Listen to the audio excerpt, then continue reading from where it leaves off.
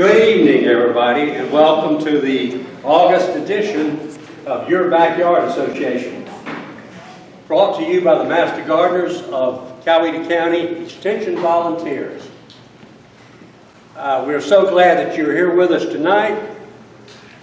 My name's Alan Summerlin, and co-hosting with me is Deborah Williams. The Backyard Association presents a program the second Tuesday of each month throughout the year, with the exception of December. This is just our second program back in the live, and what a great looking crowd that we have here tonight. I think we have just about a full house from the way we had it set up. All programs are free and they're presented just for you, and we look forward to you being back with us each month. Okay.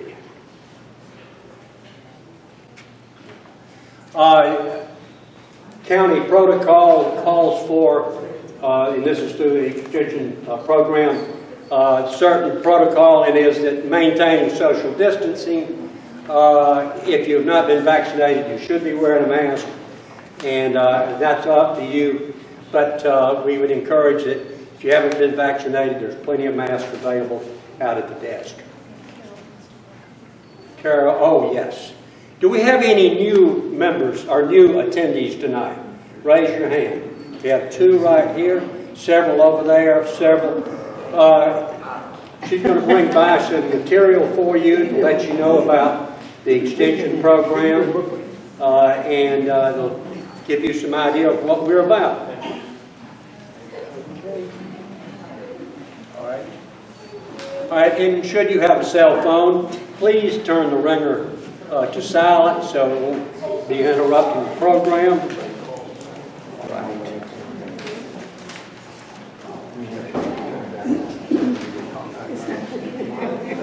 We have door prizes for you tonight. We have door prizes for you tonight.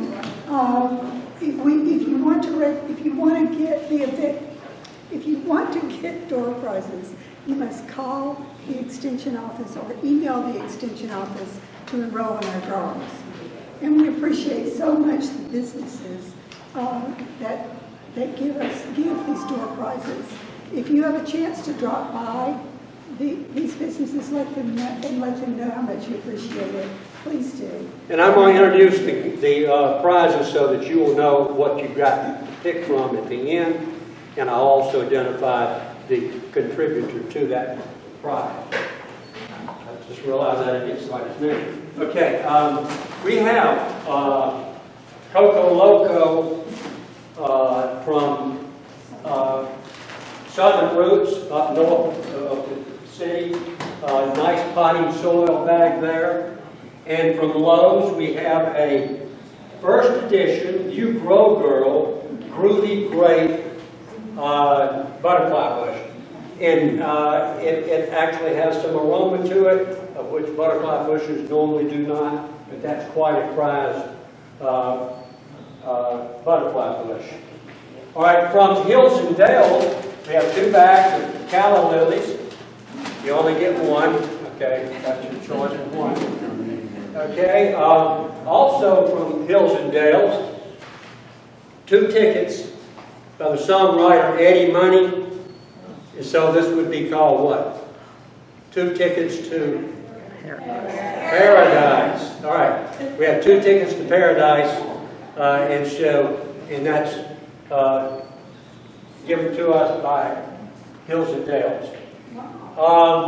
Here we have from Breaking Ground Nursery, which used to be on Lower Fayetteville Road. It's now off of Highway 16 as you depart from Turin going towards Sonoy. It's across the tracks there. Great, great nursery, tremendous selections.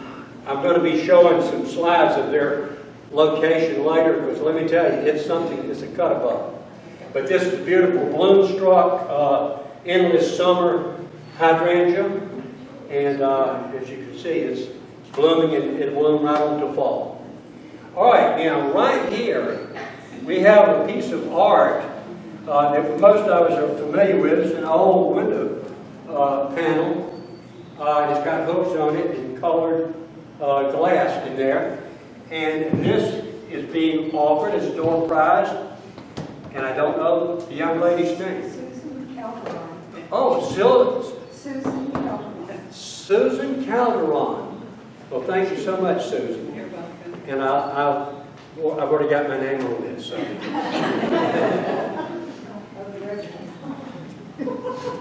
Okay.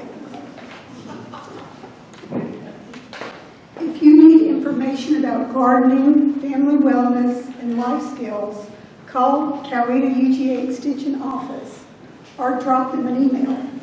There's a wealth of research-based information available, and the Extension Office and staff and Master Gardener volunteers will be glad to help you with your questions or concerns. Also, if you notice, we have Mark Hess sitting in the front row, and he's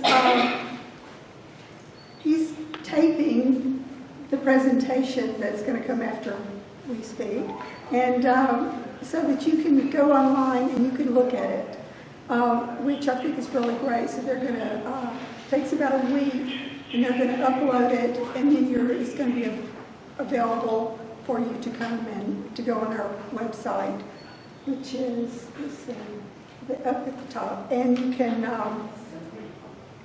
go there and see it again or tell your friends.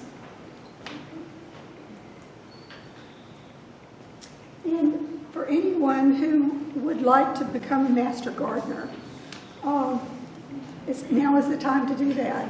You can sign up. You can get an application and you can sign up, and I think the forms, Karen, the forms here tonight. Yeah. So anyhow, that's for you. The date is. And that's got to be in by August the 13th. So if you're interested, I think it's a tonight thing. Okay. Skip that. We're going to skip this one. Okay, the Great Georgia Pollinator Census is on the 20th, 21st of August. One of our presenters here, Becky Griffin, has presented several times, and she coordinates this. If you just Google the Great Georgia Pollinator Census, you'll come up to this website here, ggapc.org, and just sign up online. It's real easy. It's an easy thing to do, but the more people that do it, the more value the census is. So give that a shot. Many of us do it, and it's a lot of fun, and you're helping get data that helps them do research on the critical issue of pollinators, which is a big problem. Yes. And the 2022 calendars, we're selling those now. They feature Coweta's trees, and you can place the orders tonight, and they will be printed and available in October. So hopefully at the BYA then. And those calendars, you can purchase your calendars over in the corner after the program is over, and we'll have those ready in October. Okay. All right, rooting for Newnan. This past March, we had these terrible tornadoes out south and southwest of the city, just really catastrophic. One small entity of trying to help with that, Master Gardeners here from the Extension Program have coordinated and working with the Georgia Forestry Commission, Newnan Utilities, and Supersod to pot up 500 bags, and these are those green bag things, full of nice rich dirt, and of course the Forestry Service is supplying the oak trees. So we have 500, we're taking care of them, watering them, and then they will be distributed and primarily mostly planted on the Arbor Day, which is February 18th of next year. Just a program that we're involved in, okay? All right.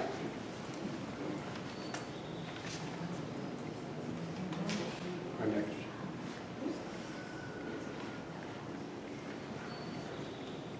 Oh, you had it. Yeah. There you go. Okay, our September program is going to be Jim Rogers. He's the owner of Nearly Native Nursery, and which is a native nursery, of course. Jim is quite the guy. If you don't know him, he's a fascinating personality. He's extremely dedicated to native plants. He does a great program. You'll benefit from it, I can assure you. He's just really good. The program's going to be on collecting, cleaning, and sowing of native seeds. And the timing for September is a great time for that particular information. All right, tonight, David Brown will bring our program on floral design technique. David taught high school horticulture for over 30 years. Bless your heart. He also was an instructor at Southern Crescent Technical College for 8 years. David received a Bachelor of Science degree in horticultural and agriculture education from, don't tell me, Purdue. Boilermakers, yes, Boilermakers. Okay, for the last 8 years, he has used his wealth of experience and knowledge as a greenhouse manager and floral design person at Hills and Dales Estate in LaGrange. David has also owned his own floral shop. He resides in Peachtree City, and we're just so glad to have you. Please give David a warm backyard welcome.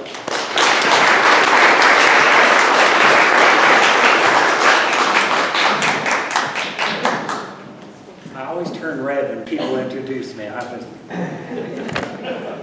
they're going to tell the truth. Yeah. Well, I'm so happy to be here with you tonight, and using a microphone just drives me up a wall. So if you can't hear me, I will use it. But usually I'll put my teacher voice on, and I should be able to reach the back row. I also can hear you whispering in the back row, too.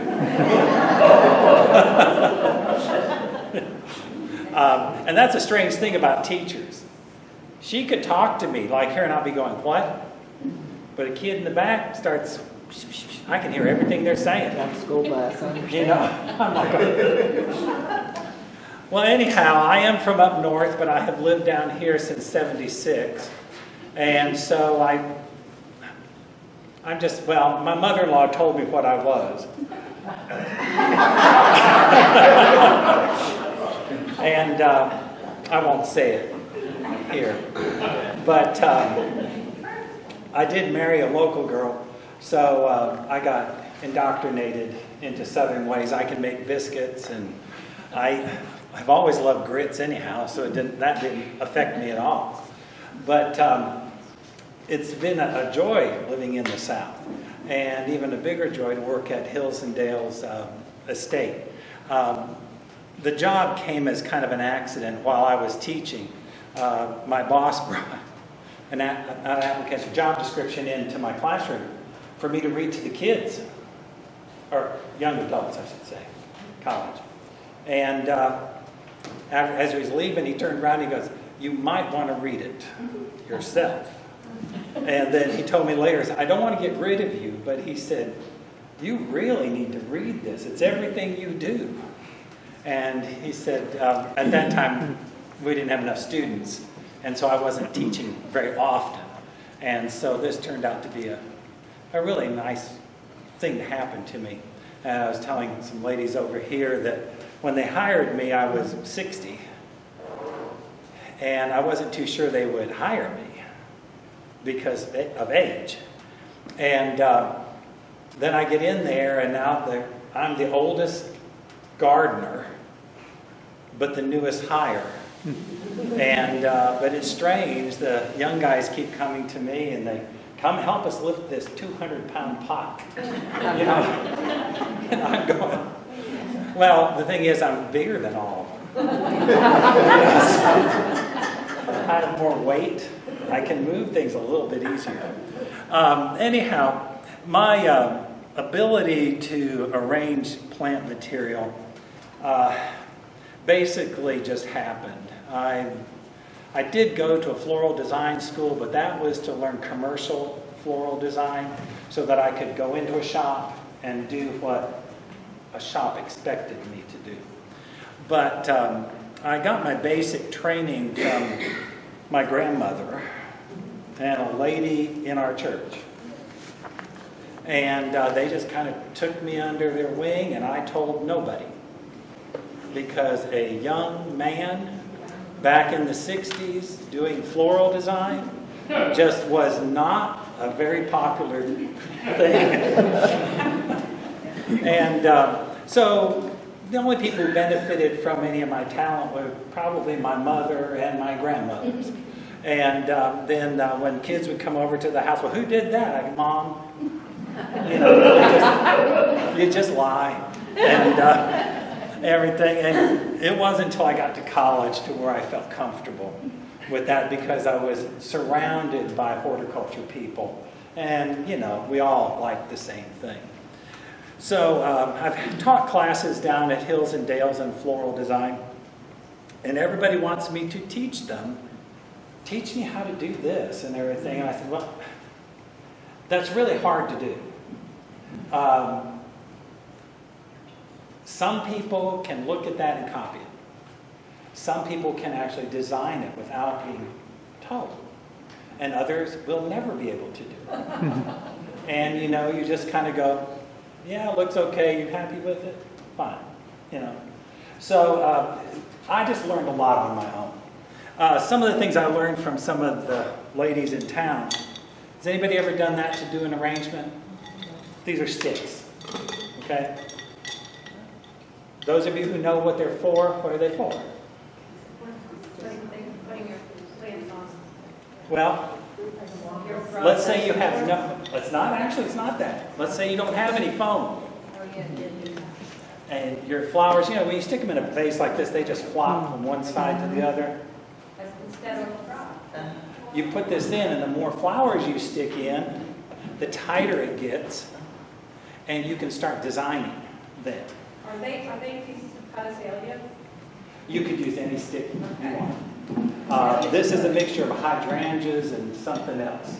So, I mean, it really doesn't matter what you do. I use stems from the plants I'm making an arrangement out of. That was something one of the ladies in town taught me, because sometimes she ran out, she didn't have anything to use. You can use chicken wire. You could use shredded styrofoam, but I hate that stuff. I do tend to use a lot of foam. Garden flowers are probably the other thing that are kind of difficult to use. And I gave you a sheet that tells you about conditioning flowers. And this is something I had to work on at Hills and Dales. And it was in order to make them last longer, because that was a big problem there. We put them in the house. 2 days later, I was replacing them all. And I got tired of going up and down all those steps and having to take stuff out of the room, take it to another room, redo it, take it back.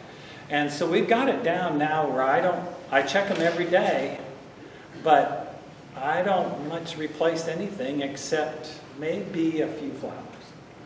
And so if you go through that, you'll see about conditioning flowers and how it will help prolong the life. Well, you got to get your flowers from somewhere.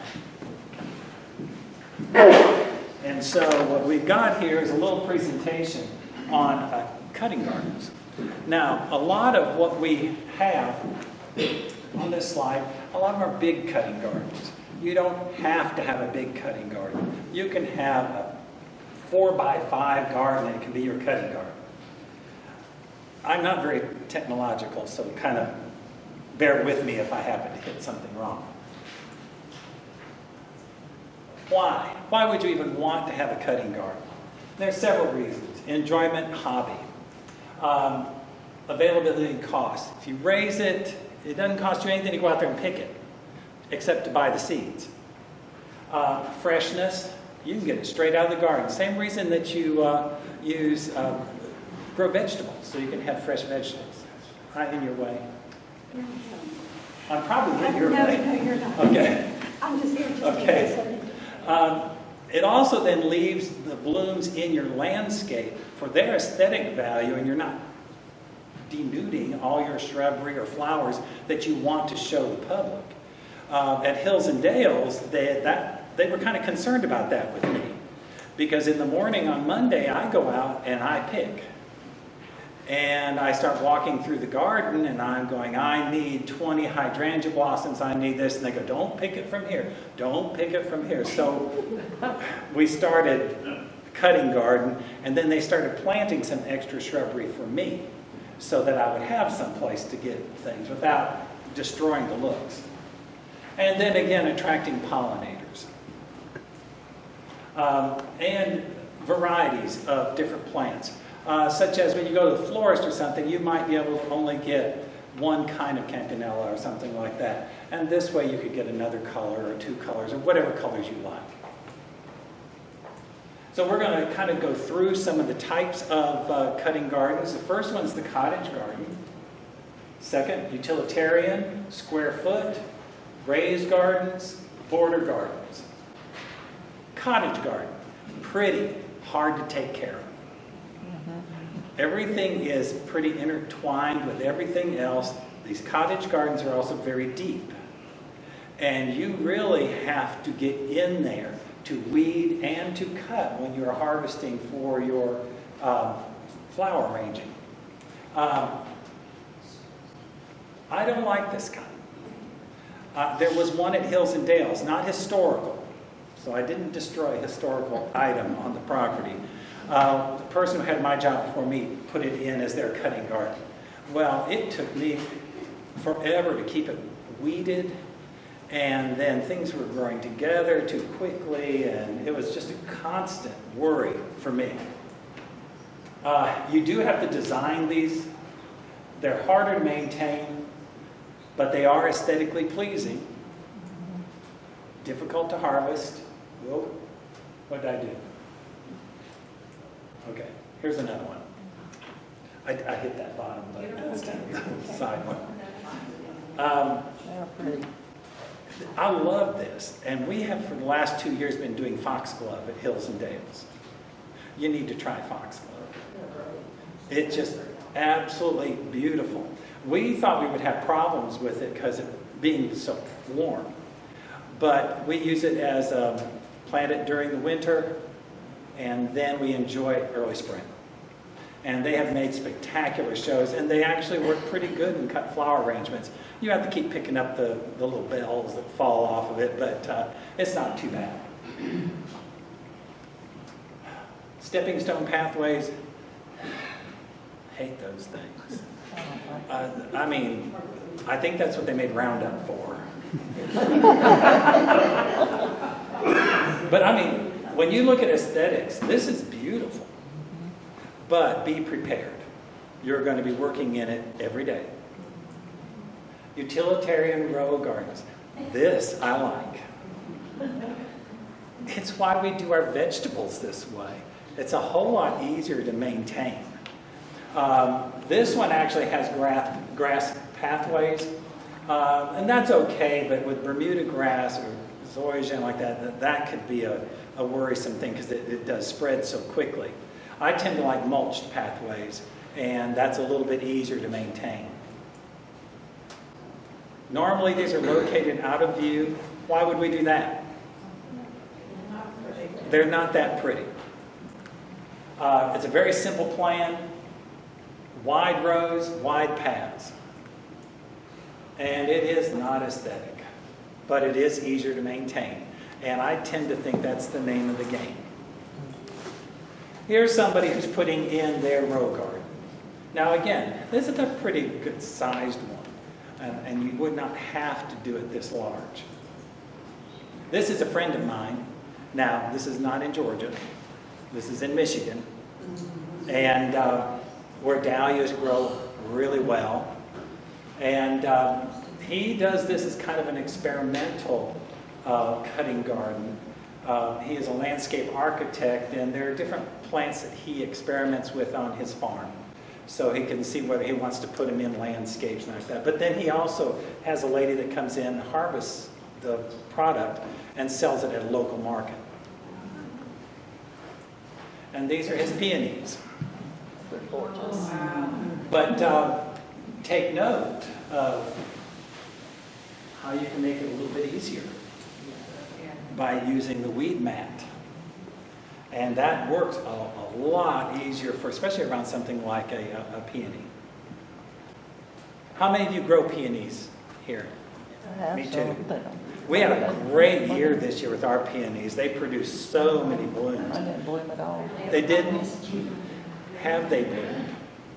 No. Okay, they're planted too deep. Okay. Okay? Dig them up, put the top of the plant right at the soil level. Okay.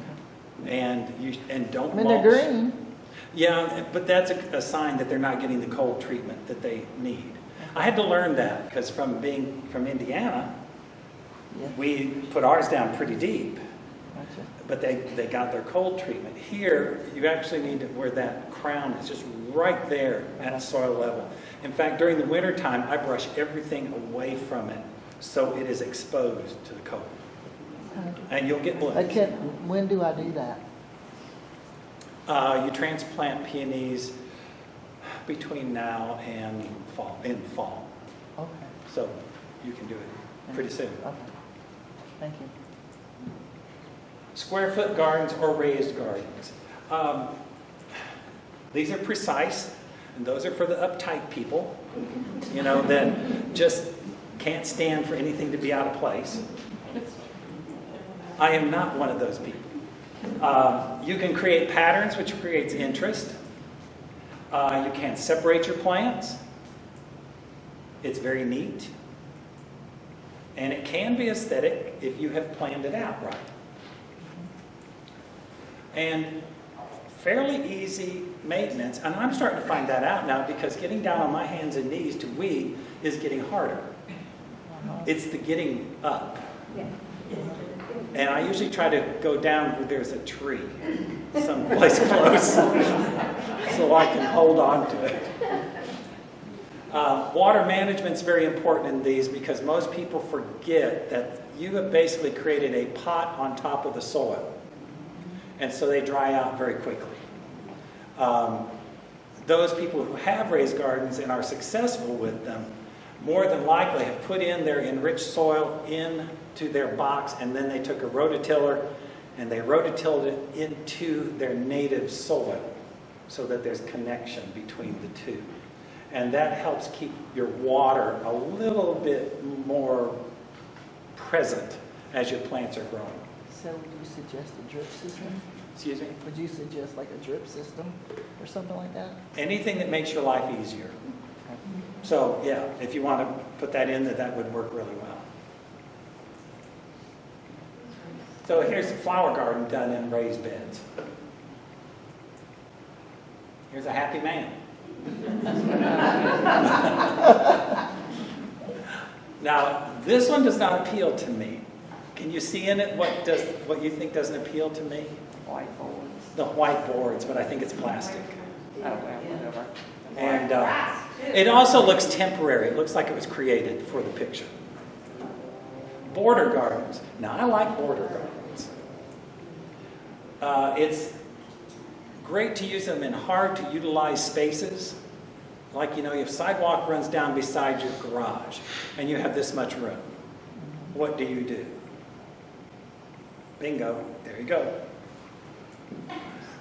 You can easily reach. You can create them the depth you need them to be so that you can stand on the outside and reach in and pick. It does resemble the cottage style garden, so you get some of that aesthetics of that. I think this is beautiful. I would do this if I had the right place. Of course, you're only getting 3 kinds of flowers, so not a very good cutting garden except during the months that these are blooming. This looks more like a Georgia cutting garden that you could do here with hydrangeas. I think that's Lythrum. And then some of the other things I can't really tell what it is. Yeah. And then lamb's ear. And now this one looks very familiar to a lot of them that I have seen here in the South with the Rudbeckia and everything. But, you know, a lot of us have spaces like that next to our house where we don't particularly want shrubbery. It's a nice sunny spot. You can improve the soil. Have a plan. Take note of your space, the sun, the topography, and the soil. Choose the type of garden. What kind of plants do you want? Your placement. What goes at the back of your garden? Tall. You guys have been listening at your other classes. Okay. And then whatever materials you need, your soil amendments, fertilizers, tools, any labor like children that you can put into work out there. Because this is the hard part. Although I don't know if I'd use a shovel, I'd probably go get a sod cutter and take it out that way first and then go back and get it out. Here's a very simple plan. Here's one for a row garden. Remove your sod. Rake out the soil. Add in your amendments. Turn it all under. By the way, when should you be doing this? The week before you want to plant it? No. Probably starting in now would be a good time so it has the winter for things to rot and start to condition that soil and get it ready for any spring planting you want to do. Leaves are great. At Hills and Dales, we have been using leaves for probably 170 years. Alice Calloway, she had an enormous leaf pile that she kept under all the pecan trees, and she kept throwing her leaves there, and they would turn them over and everything, and then that went underneath the boxwoods, that went into the gardens, and in the vegetable gardens today we have the guys chop them up with the lawnmower, we spread them out over our vegetable garden and in my cutting garden, and it really, over time, your soil really starts to improve tremendously. And then you have to weed. And unfortunately, that's the life of a gardener. You have to weed. You also have to divide because your clumps will get too big. But this is when you share with friends.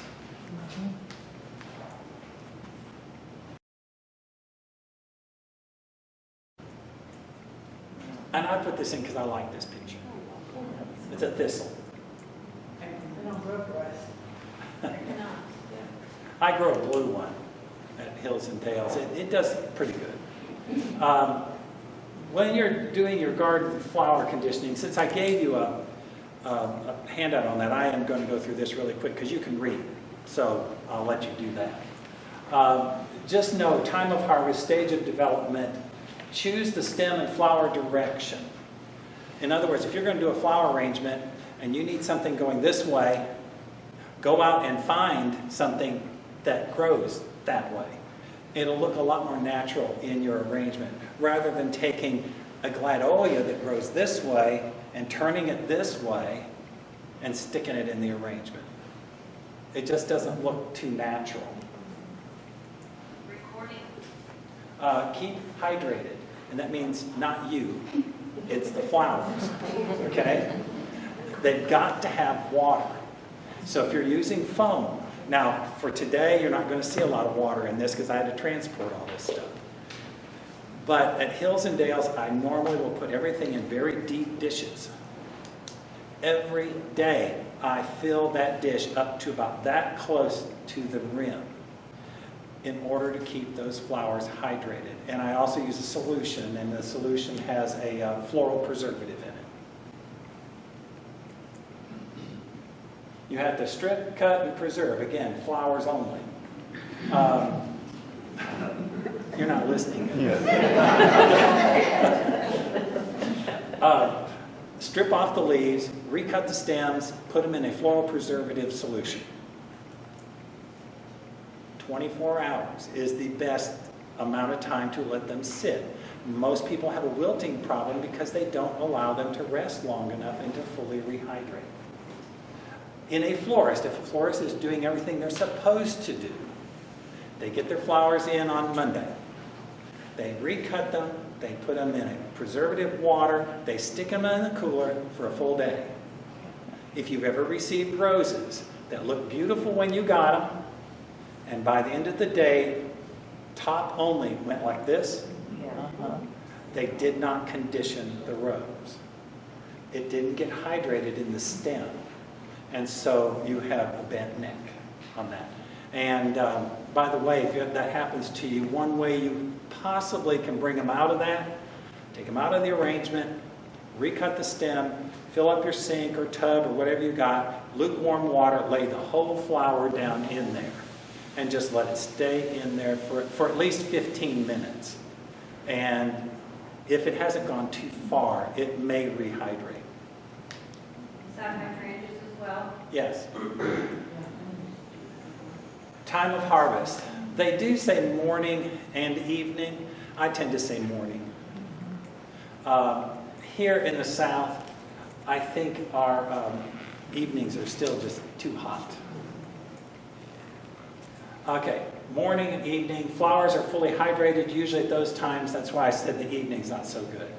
Have a bucket of water with you and newspaper. Newspaper is for tall flowers, straight flowers that you want to keep straight.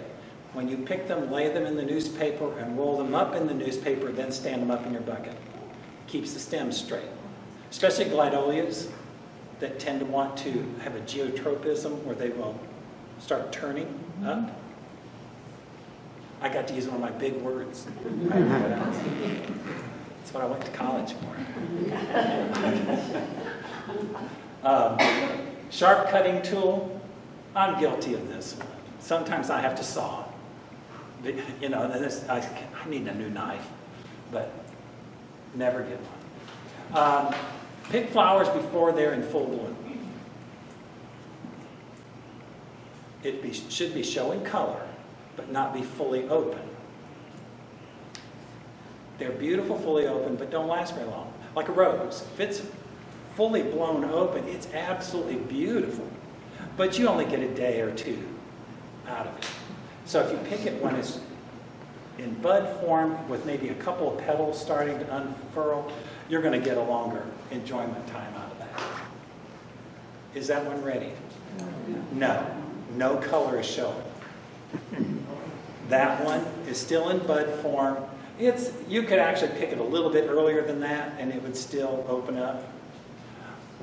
That one, it's not fully blown open, but it's getting there. And then that one, of the ones you see, I like the last one. But again, you're going to have a shorter life. And this is about the way that it naturally grows. And we've already touched on this, so I'm just going to go through. If you notice here, it's weeping. Use it in your arrangement as weeping. Don't force it to stand up. Don't put a stick right beside it and make it a straight one. It just doesn't look right. You have arching flowers like spirea. Let it do that in your arrangement. And then you have things like gladiolus, which I love gladiolus, but they're very regimented. Use them that way in your arrangement, and I think you'll be more pleased with them. But you'll have to use something else along with them. Choose your line wisely. Dogwoods have a very specific growth pattern, that wave growth pattern. Utilize that. I've seen people that say, oh, wow, that's a beautiful branch, I'm going to do that. And then they stand it up on end so that those flowers face straight at you. And when people look at it, they go, well, it's nice, but they know something's wrong with it. They may not know exactly what it is, but it's because it's just not natural. And then you have the ones that are wacky. And those are great to use in flower arrangements. And then you have things like this snowflake hydrangea that just has a very graceful flow to it. And red hot poker. Now again, it's like a gladiolus. It grows straight up. Use it that way. And that's the end of my slideshow. So now we get down to business. It's very hard to decide what to show people in something like this because there's limited time. You can't take hours doing this. So I did one up totally, so you could look at it. It's on a piece of wood. It's just a piece of pine that they cut a tree down, and I asked for several pieces of it. It cracked, but that's okay. Doesn't matter. There is a plastic dish underneath here that I hot glued to the wood, so it wouldn't go anywhere. And I use these as centerpieces for a lot of our trustee meetings and their luncheons. And they think it's just wonderful that I do something like that. Although I don't do this big. This is a little tall for a centerpiece. Harry Lauder's walking stick. We had an old one that died, and so I asked for every piece of it. And I have it all laid up on a shelf, and I just cut pieces out of it. This is Philippine Lily. Mrs. Coweta grew them in the garden, and now I'm the only one that grows them because everybody else hates them. And the only reason is within these seed pods, there are probably 5,000 seeds. And when it ripens, they go everywhere. And so they come up everywhere. And they grow 6, 7, 8 foot tall. But they're beautiful and they smell good. What is it called? Mrs. Callaway has it listed as a Philippine lily. It looks a lot like an Easter lily blossom. It's a trumpet shape, and it's white, a little bit of pink on the outside. Nandina berry.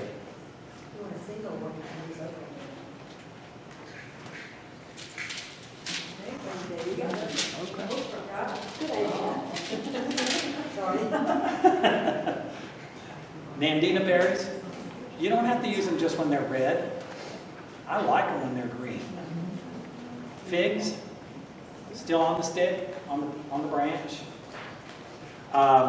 We have a huge herb garden at Hills and Dales. So I have rosemary, I have Texas tarragon, and several different kinds of basils in here. For a centerpiece, that makes a really fragrant centerpiece, especially if you're serving a wine or cheeses and stuff like that. I put a little arborvitae in here, cedar in here. And then right now, the big thing that I have blooming in the garden are zinnias. And so, you can't do anything wrong with this zinnia. I can't let them grow. Here. Boy, that's pretty bad.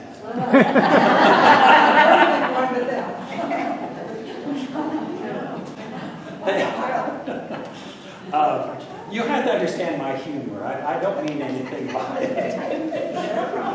I'm not here to get a laugh. And I do like mixing fruit in with things.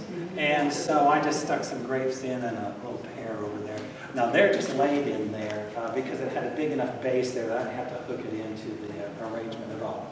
I could make this any height that I wanted. I could remove a lot of this bulk up here, and I can have a much lower arrangement, which would work out for seeing people across the table and that type of thing. When you start looking at containers, this one to me is, I'm not going to call it a traditional container because it's so big, but in the case that it is a bowl, okay, that's traditional. I went ahead and I did this part way. I did what I'd call the base of the arrangement. So I used my biggest hydrangeas, put them almost right on top of the foam. Then I stuffed my magnolia in to fill in the spaces, and that's when you do arrangements. A lot of times you know where to put things by looking where is there a space. And I used this Chinese parasol tree, which is invasive, so don't get any seeds from it. we're trapped with it at Hills and Dales because Alice planted it, and so we have to keep it. It's kind of like the tallow tree. We have that all along the drive. And so, it's one of those things. If they're historical, to the estate, they stay. But we pull these up all the time. Yeah. Quick question about your basil. I thought that was Persian shield actually from this distance. Yeah. But how do you keep it so fresh looking? Because basil usually wilts in 24 hours. What did you do? It's very what I did is I picked it early this morning. I stuck it in water right away, and I actually almost submerged it in the water. I did my arrangement, and it wilted. Thank Did you hear me when I said it? Yes. It Did your wilted. arrangement in water? Well, yeah, Oh, and when then it wilted. Oh, and then it wilted? Yeah, and I was like, And then it So- came back? I pulled it out, filled up a pitcher of water, stuck it all the way back down in there, and it stayed in there until I got here. Did you do cold water? Because I've done ice Blue water. water. Okay. I've done ice water. The cells can pick up warm water quicker. Okay. Not too hot or else you cook it. Thank you. And if you've noticed, I put this back in when I first got here. Now, when I first did this arrangement, it wilted within the first 10 minutes. Really? So it's holding up. The other thing is, you find out with this foam, some plants do not have a rigorous absorption power, and so the foam actually does the opposite to it. It pulls the water out of the flower. And basil does not have a really good, I'm going to call it suction, even though it's not suction. It just really doesn't handle that very well. So it's got to be really full of water to begin with. Right. And that is also where, like with this container, I would want to make sure I stuck my basil in far enough, the end of the stem was in the foam, and then I'd fill this up completely with water so that it would actually be down in water.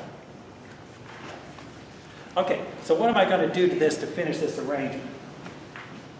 Is it a little dim, I know, because they look like they're smaller. It is one that Alice found when she was planting. These were one of the first ones that came out. I wish I knew the name of it because it actually has a curly leaf. But it was the early forerunner of Little Jim. Okay, Miscanthus Grass. Now, I've not practiced this, so we're just going to kind of see what transpires. Pretty. I'm also a messy designer, so hopefully we have a broom. What I'm trying to do is I want to put some height in here. Now, how does Miscanthus grass grow? I'm going to call these the blooms. Pretty much straight up. So if you notice what I'm doing with this, it's going pretty much straight up. And anybody who's worked with this in a flower arrangement, what will these eventually do as they stay in the arrangement longer? Dry. They'll dry and they'll puff up. And they'll actually start to curl a little bit, which then gives kind of a neat look to it. Okay. We're going to stop there on that.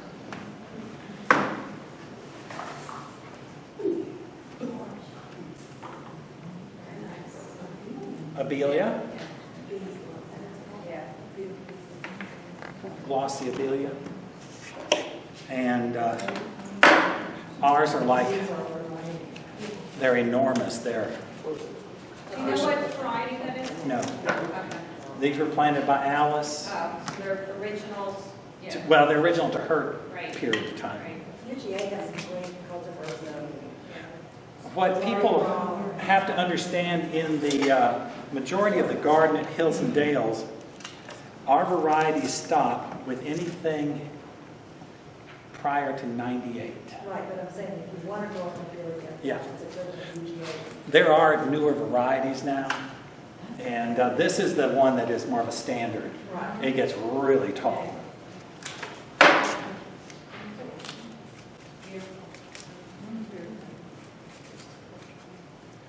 One thing you also find out as you're doing arrangement,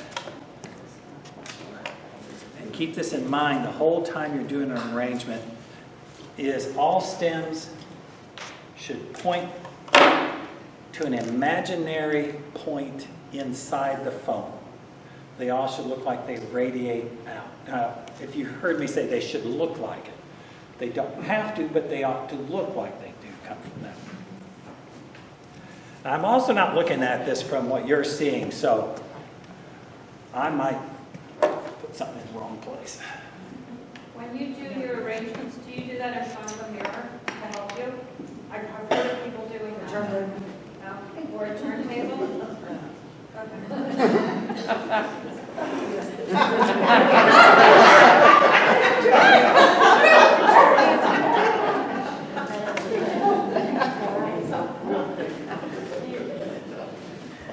I'm a lot of fun to be around.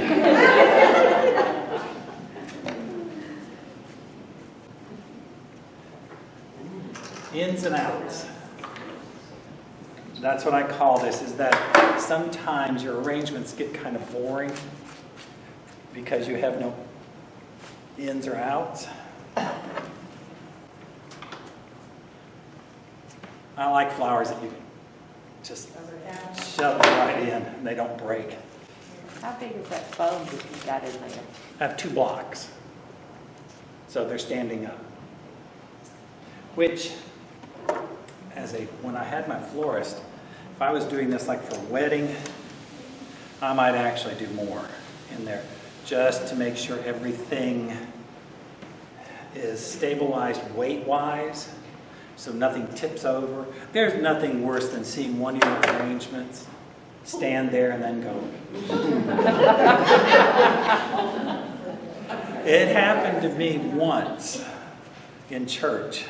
I had done a beautiful arrangement for Thanksgiving. Bread in it, and cabbages, and just all this stuff, and flowers. And I was in choir. The choir sat to one side, and so I was sitting there, and the preacher was doing a prayer, and I wasn't paying any attention. And I was just looking around, and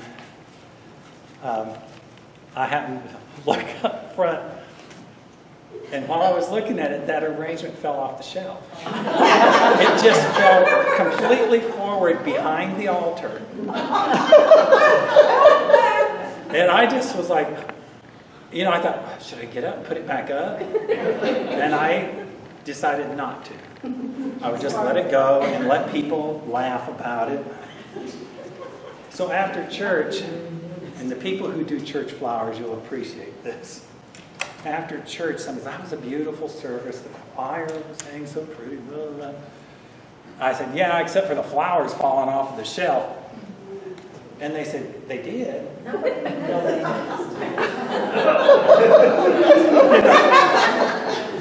I was just like, so you never notice the flowers? You don't ever look at them? And they go, I was just like, I don't think I ever put very much effort back into doing those flowers. No, I did.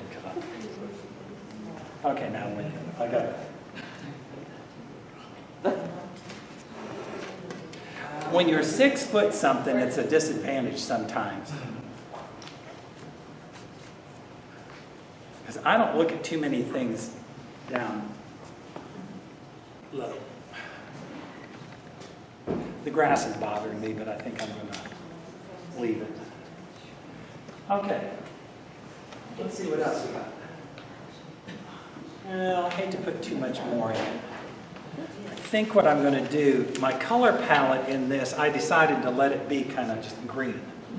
Because I like the color of the parasol tree, because it mimics the color of the hydrangeas in there. And this kind of breaks up the color a little bit in there.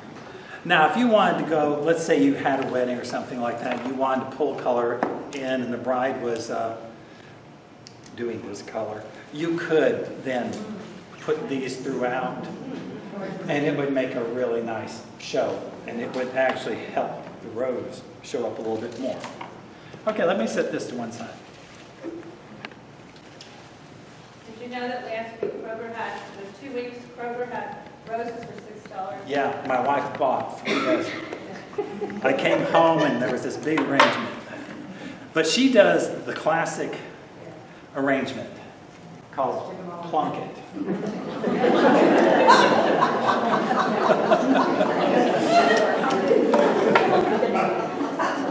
And she ran the florist. You know, I come home and she has a big vase out and they're just like, aren't they pretty? And I'm going, yeah, they're really nice. But do I touch them? No. Okay, let's say you break one of your containers, which I did with this. This used to have an urn on top of it until I dropped it. And which that happens to you. So I kept the base, and then I broke the inside of the base because I dropped something inside of it. So I have glued a plastic dish into this, taped it down, and now it's going to be my container.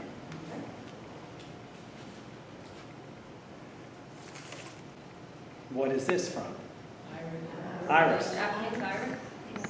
Pseudochorus. It's my big iris. Yep. And they're yellow. And they take over your pond. Is it common name flag iris? I think they can be called that. I'm not real positive. I think I'm doing good to remember Pseudochorus. So that was one thing when you teach high school horticulture. The Latin does not come into it much because the kids would never pass. And so you teach basic, Acer, Quercus, stuff like that. But you don't go any further. And I found out it is true. If you don't use it, you lose it. Yes. And when I came to Hills and Dales, my boss, oh my gosh, she knows everything. And I just stand there. I go, oh my gosh, how do you know all this? Of course, then she goes, I have worked here for 25 years. I know every one of these plants. But still, she also knows all chemicals and all the new chemicals and everything. What I'm doing here is I'm establishing line. And do you recognize this? Yeah, Smilax. Smilax. It's wonderful. We don't have it up north. And this is great stuff. At Christmas time, at Hills and Dales, they were just... I was taught by, if you guys know the name Talmadge, Betty Talmadge. I used to do all her flowers for her things at her house. And she goes, I want you to go out there, and I'm growing Smilax on my chimney. I want you to cut, not all of it, but she said cut some of it down. And I had never used it before. And so she gave me the little history of it, that it was a very common thing used to decorate for weddings and everything like that. And so it became one of my go-tos. Funny story about it was I had a young lady come to me to do her wedding at the First Baptist Church in Griffin that has a huge double staircase going up to the front door. And it's all wrought iron railing going up. And she said, I would like you to do Smilax all up and down that very heavily and everything. And I said, that is going to cost you. And I gave her some number. I can't remember what it was, but it was not cheap. She said, well, it just grows out in the woods. And I said, yes. And I'm going to have to go out there and climb the tree to go get it. I said, now, if you want to get your dad or somebody to go get it and bring it to me, I can cut the price down a lot. She didn't use me. She thought I was rude. Okay, this one I have to look at. Tell us the name of that again. Which? This? Smilax. It isn't. Now, there's a bunch of different kinds of Smilax. This one, a lot of them we pull out of our shrubbery and everything because they're so thorny. This one has thorns about as high as a deer can eat, and then it goes smooth. And you'll see it way up in the tops of trees quite often. And you have to just grab a hold of it and pull it down. It has little tendrils that grab a hold of the tree limbs, so it's hard to get out of shrubbery and everything.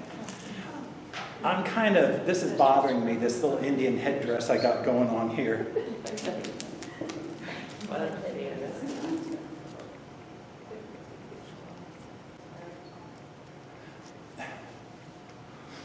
Sometimes things just don't work for you. I know what it is. They're all too much the same height. But I might let it sit there for a while and something will come to me.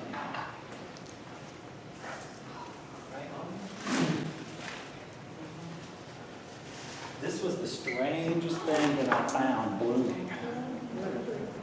I couldn't believe that we had a piece blooming. Trumpet vine, crossvine. There was one piece blooming. So I picked it for you guys. Am I using it in its natural flow? Yes. I had some more here.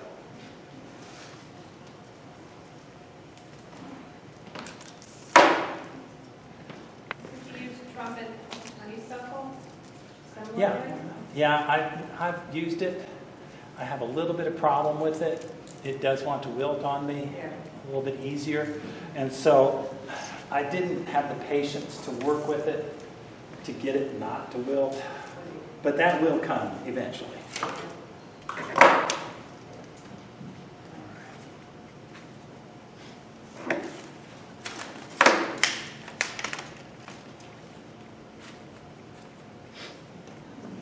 My boss used to do the flower arrangements for the house.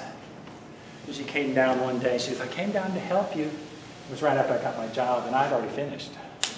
And she goes, it takes me sometimes a day and a half to get those done. I said, did you ever work in a florist? And she goes, no. I said, There you go. Says we're in charge of all the flowers. yeah.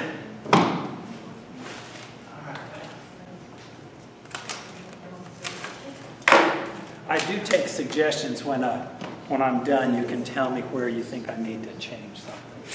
But you have to wait till I'm done, okay? I'm going to let you start seeing my line on So there. all this is going to face forward, correct?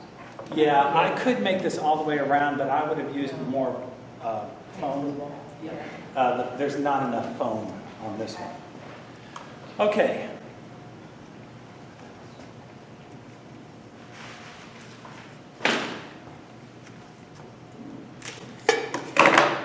I really like hydrangea foliage.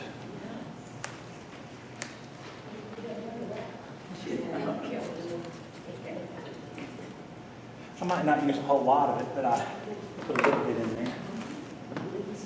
Okay, let me see what else.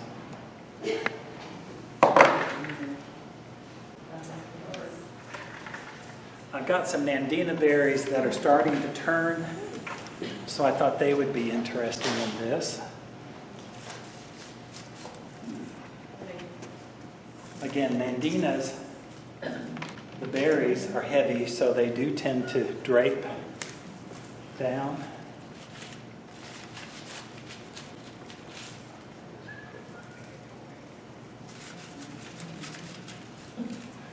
Can you kind of see how this is starting to build? Yes, very nice. Okay. And if I forget to turn it towards you, just yell at me.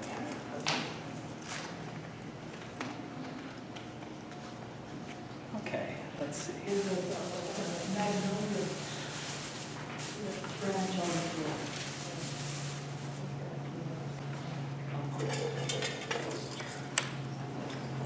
Let's see what happens here.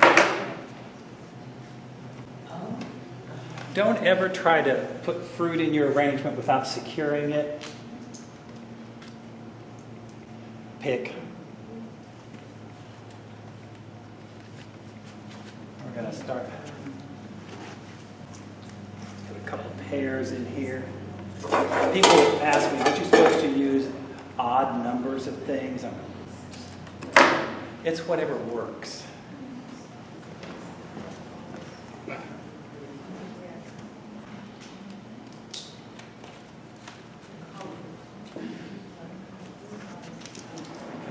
Oh my gosh, that's gorgeous. Yes. I'm using my fruit to starting to create a focal point. You also notice it's not way up here, it's not way down there. It's where the weight of the arrangement ought to be to make it balanced.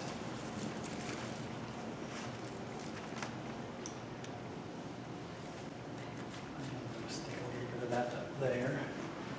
I originally bought this to go in it, and then I saw my block of foam was not large enough. And this base was not big enough. So this will be eaten.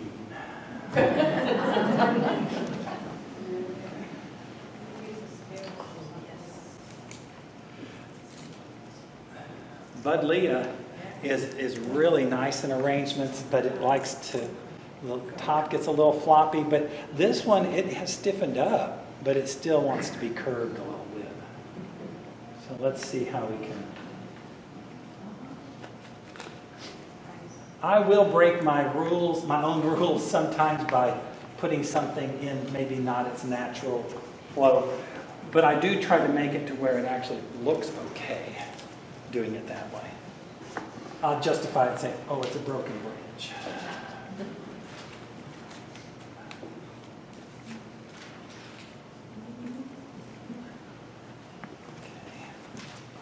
How long were you at Florida for the actual shop?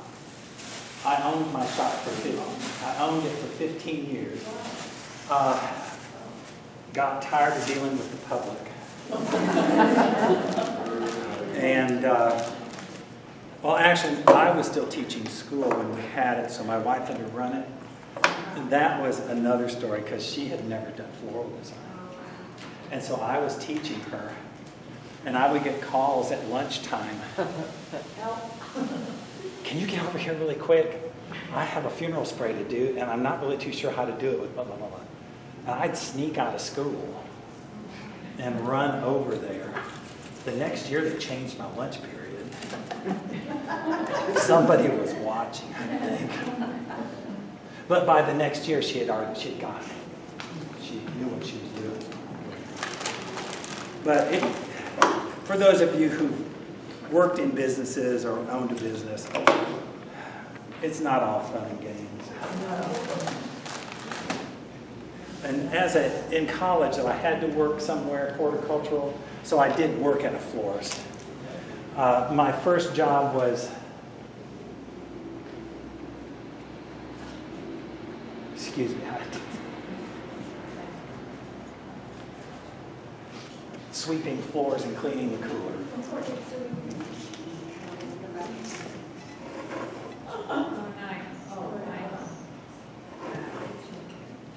Just a minute. What is it?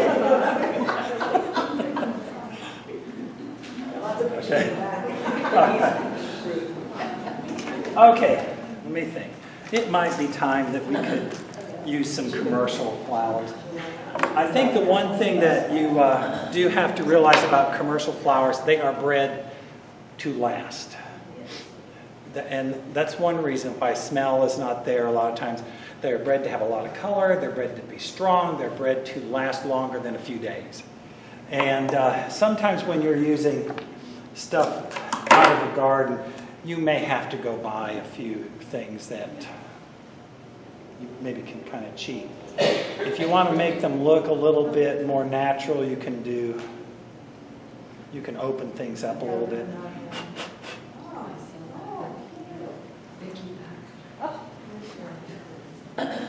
I don't know. I have to be careful.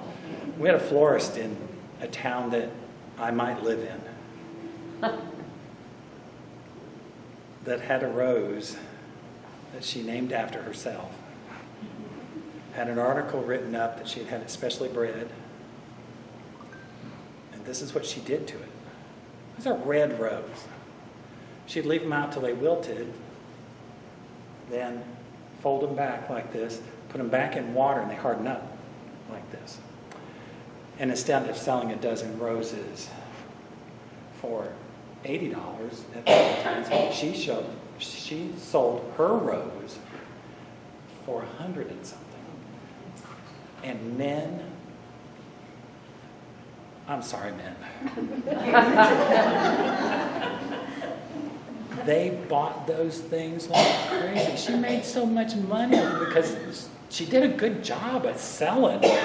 And boy, my wife worked for her for a while after we closed our shop. She came home. She said, "You won't believe what she's doing." I said, "Is she making money?" She said, "Yeah." I said, "Well, that's kind of the name of the game." You see it closed right up. You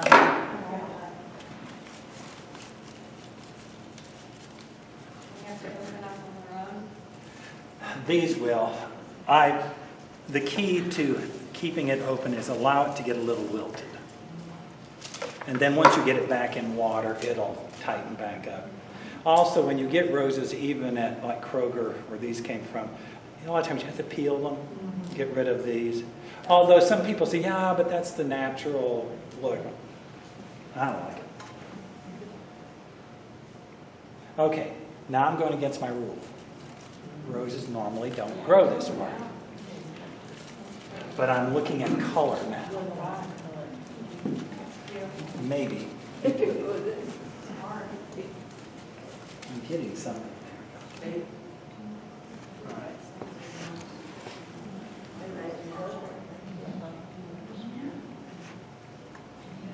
Okay. And there is such a thing as putting too much in your arrangement. So I'm probably getting pretty close to stopping on this one. I'm looking to see if, I'm not sure. No.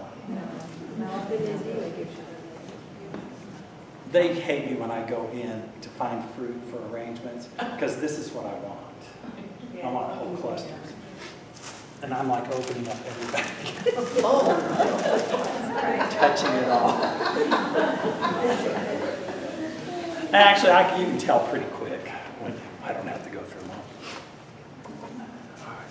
This is garlic clove. Garlic chives. This was something that Alice had in her garden. And they warned me, they said, "I'm going to go everywhere." Well, I have just a nice clump, and it hadn't gone everywhere. They're great. They hold up really well in flower arrangements. And I heard somebody say allium. Yes, it's an allium.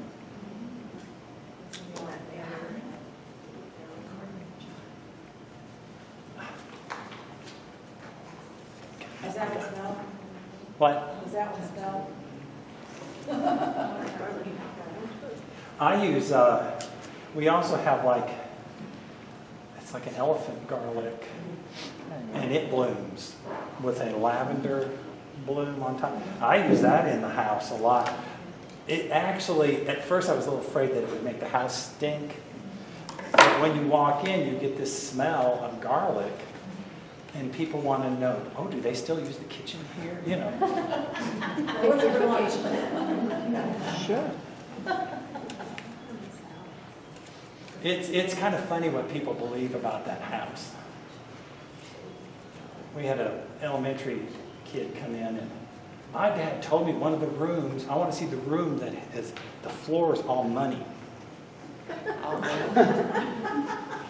And we were like, there is no room. We had a lady show up the other day, and it's unfortunate. I shouldn't laugh, but it was funny. She was, I think, off her medications. And she was very confused, but she came to the front door when they were giving the tour and knocked on it.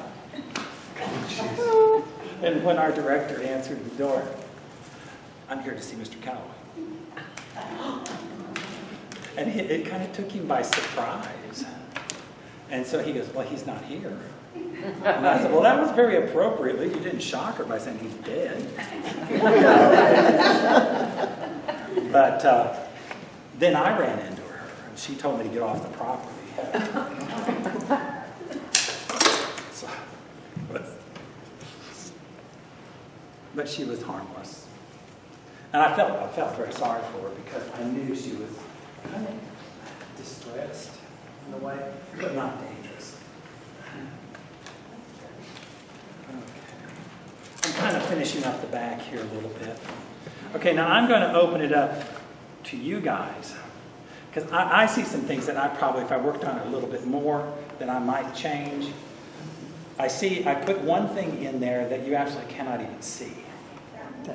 There's an apple that's just like hiding back here.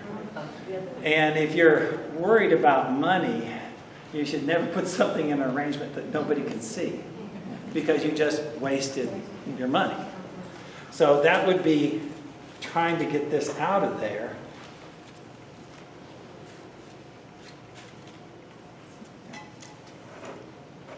And the thing that I'm trying to do is I can't put it someplace that all of a sudden throws the thing out of balance. If I put fruit like an apple or a pear or something sticking way out here, number one, you're going, in real life, how does that even stay there? You could not put it there, so it would need to be tucked in somehow. So, do you see if I need do I need another rose someplace? Do I need some more Nandina berries someplace? This side of the room? No? Would you take it home? Okay. David, our discussion Yes, room what- back here wants you to take the roses out and put that in the back where it was.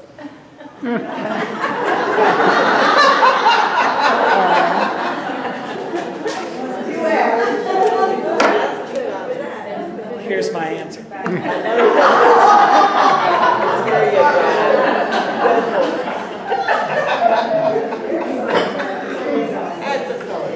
And to make it a little bit stronger, there.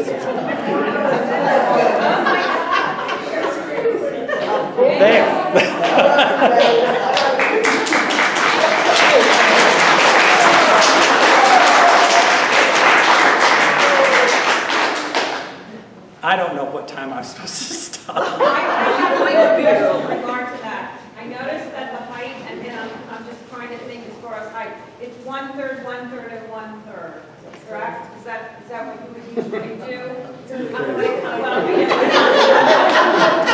just noticing that the height of the top is 1/3, and then there's 2/3 for the rest of it. Because Here's those my are tall. rule. They all have rules. Right.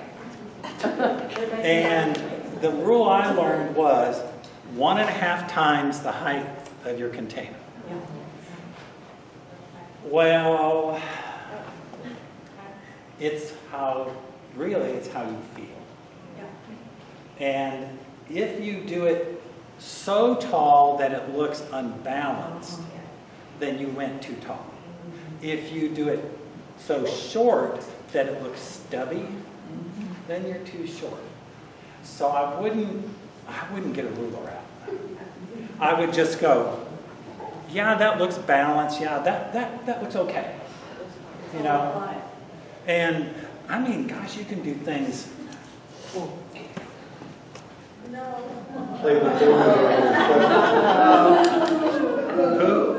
gentleman has a question. Okay. I think I see the line, and would you explain line in the design? Okay. Do you have a mathematical mind? I can. I mean, did you do okay in geometry and everything? Yeah. Okay. I didn't, but for some reason, lines mean something to me. And what I'm looking at, I can't look at this, where it goes like that, because that is the one thing in this arrangement that's bothering me. Mm-hmm. But I don't have time to really solve it. So, when I look at line, we've got several here. You've got the line of the container, which is going pretty straight. It's straight up with this. So there's one line. You have a diagonal that's going this way across this line. And I kind of have a line that this is trying to do. Again, that's You saw me move it a little earlier. It's bothering me. And so I would probably move it around a little bit more until I got it to where it didn't bother me anymore. You have intersecting lines. I found in my students, the kids that could build things and kind of understood angles, and a lot of times it was my fellows, did pretty good in floral design. They could create some very, they weren't flowy designs. They were more angular and looked pretty good. And that's what I tend to like to do. I like to do more, well, you can tell. That, to me, is more angular. I mean, technically it's a pyramid or a triangle on that. I don't know if that answered your question or not. But I do try the vertical line. I saw the horizontal, so I didn't know if in an arrangement you have just, and you answered this question, is you can have multiple lines, yes, not just one line. And normally, the more you have, the more interesting your arrangement is. Okay. When you do something that it's just like color, if it's monochromatic, it's a little bit boring, but it may fit the situation. But if you go with contrasting colors or complementary colors, all of a sudden people notice that and they go, oh, I really like that arrangement. It just stands out. That color really pops. And it's because of the colors. With line, it does the same thing. And even in a round arrangement, that's technically a line arrangement hidden in a round shape. Keep in mind, there's that point in the center of your block of foam, and your lines radiate out from that to create a sphere. So you have your lines. But I have done round arrangements that I actually created a line in it by simply, let's say it's a fall arrangement. Round chrysanthemums, things like that. But I don't like roundy moundies. And I'll take wheat, long pieces of wheat, break it in half, stick the head of the wheat into the arrangement on one side, have the bottom of the wheat coming out the other side. So I create this diagonal that kind of goes right through the sphere. Kind of like an arrow through your Yeah, and I'll put a cluster of that like you have a sheath of wheat going through that, and it makes it more interesting. Yes? Is there a floral design technique where you do not use even numbers of branches? You always use odd numbers like 5, 3? In the old rules, you're always supposed to use odd numbers. Once you get over 5, it doesn't matter. There's too many. So, this is, again, well, I have 5. What's bothering me about this is similar height. And probably if I had to do it over, I'd take each one individually, cut them at individual heights, and have them staggered, working their way down into the focal point. And that's why I had this out. You can actually cut them off and do it that way. But I heard too many groans, and so I decided I would not do that.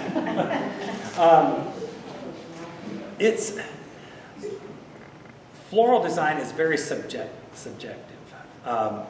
My advice is that if you're doing it to please yourself, do whatever you want to do. If you're doing it to be paid, then you better start paying attention to what you're doing and don't let it fall off the shelf. All right.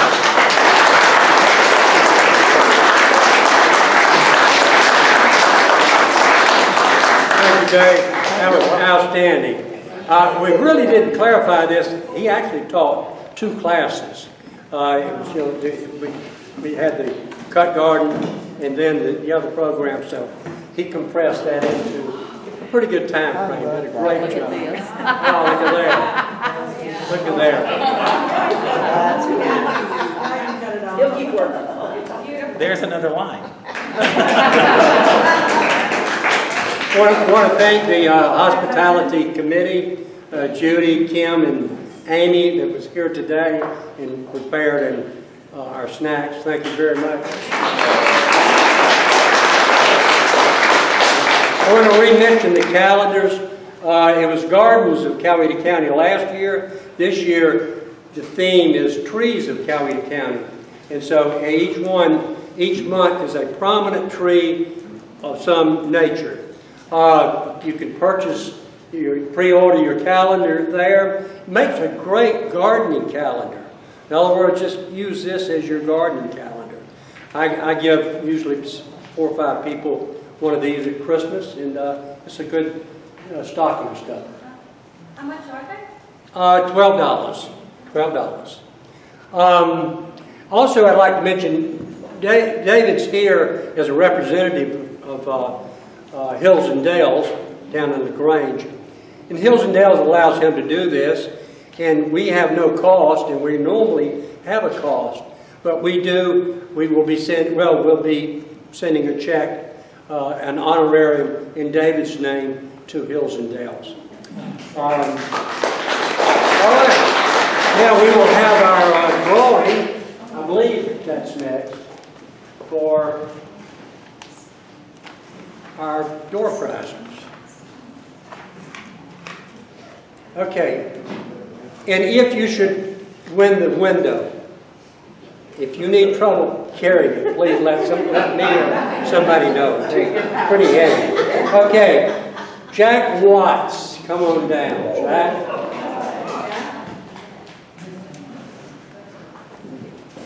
Robert Winslow, not here.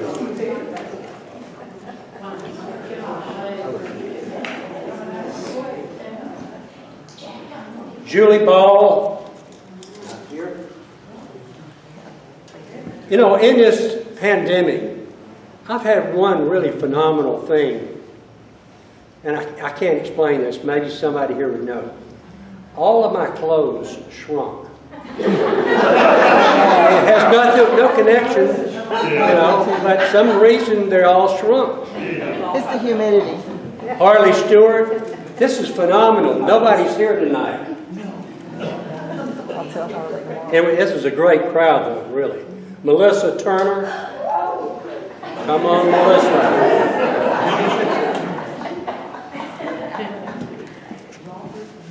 All right. Jennifer Tarango? Jennifer, anybody?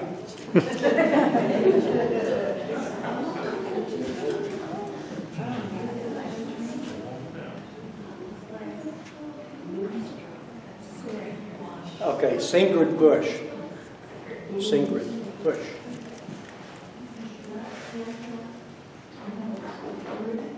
Okay, Michael Harris. Michael is not here. Amanda Nels.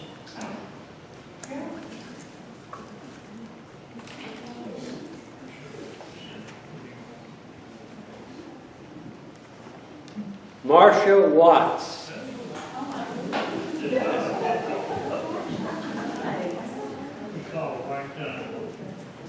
Angeline Harris.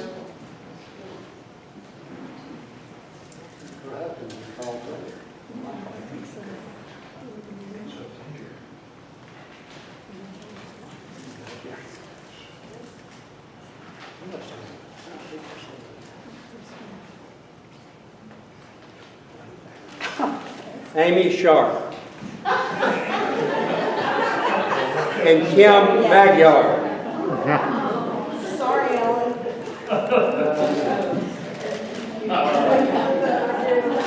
Okay, hope to see you here in September. Jim Rogers, he will put on a great show, and it'll be a great learning experience. And so look forward to seeing you then. Good night.